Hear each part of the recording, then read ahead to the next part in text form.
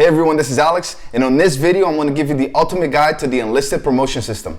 If you want to take control of your career, check this out.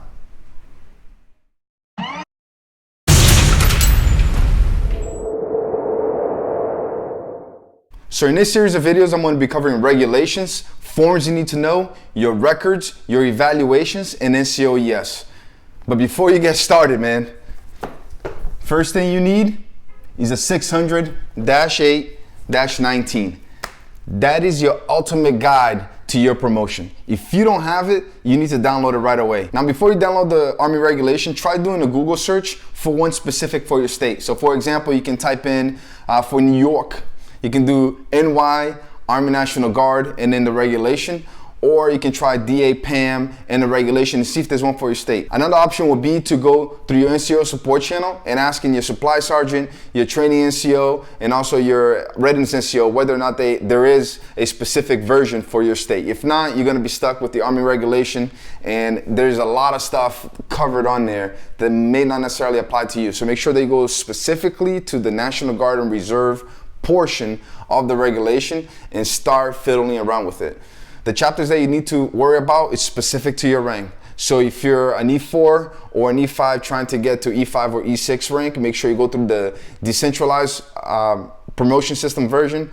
If you're an E6 trying to get to E7 or E7 trying to get to E8, make sure you go to the centralized version of the regulation, and you should be good to go. Another thing that you need to know is that every state will have an MOI regarding your promotion, right? So the forms that you need specific for your packet, how the packets are submitted, what dates the packets are supposed to be submitted, and who is responsible for each step. So let's say that this year there isn't an MOI yet for the EPS. Get one from the previous year and start working off of that. There may be some changes on how the process is going to work for each year, but at least you have something to go off of. Make sure you have a copy of that. The MOI will have everything that you need to know regarding the how and the what and the when of the EPS. Checklist. The checklist is almost universal for every state, right? So you can get it right off of the AR, and you can scroll down to the very last few pages and you'll have,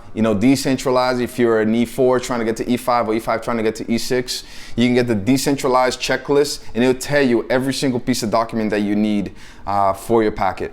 If you're trying to get to the senior NCO ranks, then it's the centralized list. It's almost the same. You don't need to IPERM that, but you need that as a guide for the forms and everything that you need to be part of your packet. All right, so that's it for this video, but make sure you download the regulation, either the one specific to your state or the regular Army regulation, and only read the chapters pertinent to the rank that you're trying to get to and the information that you need. There's no sense of reading it front to back because most of that information won't apply to you, so only search for the stuff that you need to know to put your packet together. If you don't have an MOI specific for this year's EPS, then get one from the previous years and start working off of that. And don't forget to review the checklist, because that's where you're going to get burned. Get that information early, get those documents early, make sure that you have everything that you need to be successful. Now check me out on the next video where I'll be talking about the difference between decentralized and centralized board, the Army STEP program, and NCOESs. All right, don't forget to check out my other videos, and also on Twitter at part-time first sergeant with a hashtag drill weekend. Thank you. Check me out. Check.